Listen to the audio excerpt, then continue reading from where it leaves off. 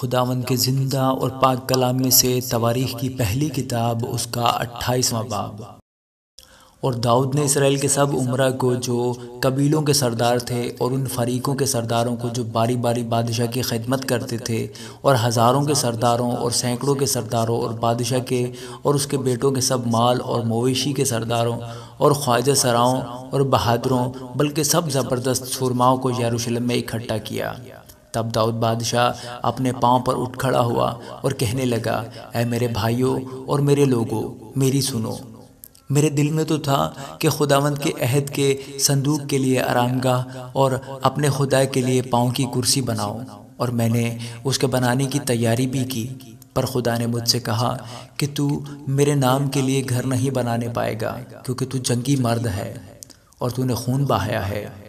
تو بھی خداوند اسرائیل کے خدا نے مجھے میرے باپ کے سارے گھرانے میں سے چن لیا کہ میں سدا اسرائیل کا بادشاہ رہوں، کیونکہ اس نے یہودا کو پیشوا ہونے کے لیے منتخب کیا اور یہودا کے گھرانے میں سے میرے باپ کے گھرانے کو چنا ہے،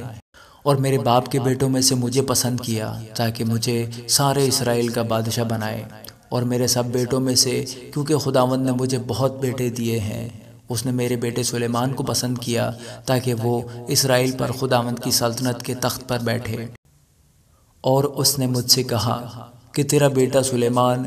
میرے گھر اور میری بارگاہوں کو بنائے گا، کیونکہ میں نے اسے چن لیا ہے کہ وہ میرا بیٹا ہو اور میں اس کا باپ ہوں گا، اور اگر وہ میرے حکموں اور فرمانوں پر عمل کرنے میں ثابت قدم رہے جیسا آج کے دن ہے، تو میں اس کی بادشاہی ہمیشہ تک قائم رکھوں گا۔ پس اب سارے اسرائیل یعنی خداوند کی جماعت کے روبرو اور ہمارے خدا کے حضور، تم خداوند اپنے خدا کے سب حکموں کو مانو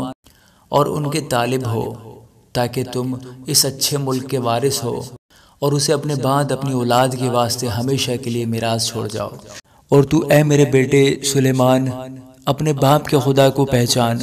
اور پورے دل اور روح کی مستعدی سے اس کی عبادت کر، کیونکہ خداوند سب دلوں کو جانچتا ہے اور جو کچھ خیال میں آتا ہے اسے پہچانتا ہے۔ اگر تو اسے ڈھونڈے تو وہ تجھ کو مل جائے گا،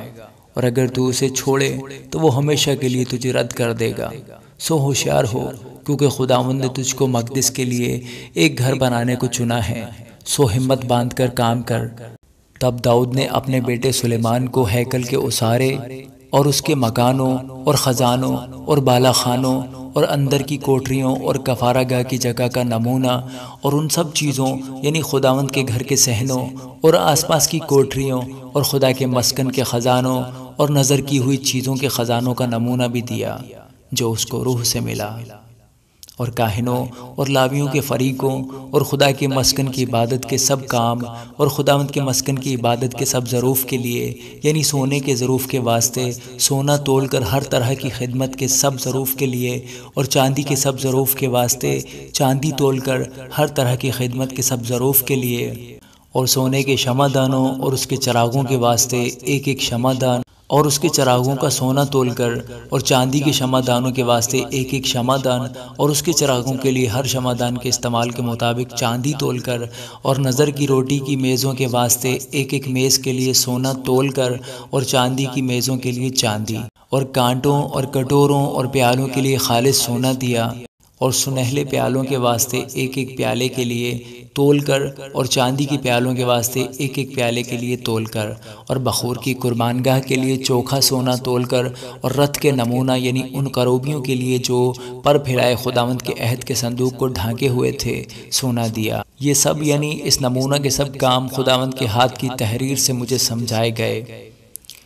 اور داؤد نے اپنے بیٹے سلیمان سے کہا کہ ہمت باندھ اور حوصلہ سے کام کر، خوف نہ کر، ہراساں نہ ہو، کیونکہ خداوند خدا جو میرا خدا ہے تیرے ساتھ ہے، وہ تجھ کو نہ چھوڑے گا اور نہ ترک کرے گا جب تک خداوند کے مسکن کی خدمت کا سارا کام تمام نہ ہو جائے۔